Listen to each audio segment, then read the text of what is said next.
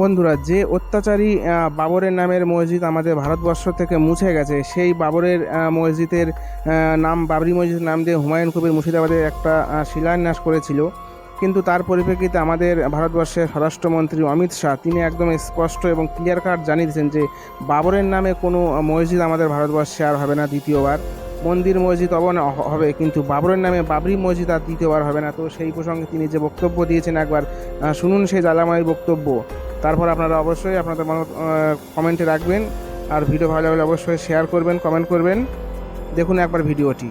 हुमायूं कबीर, कान खोल कर सुन लो, इस भूमि पर कोई माई का लाल बाबरी मस्जिद नहीं बना पाएगा। ये भारत की भूमि है, यहां पर कोई बाबरी मस्जिद नहीं बना पाएगा। और ममता दीदी, आप और भाई को भी सुन लो, बाबरी मस्जिद बनाने का अपना साहब का सपना 5 मई को चकनाचूर हो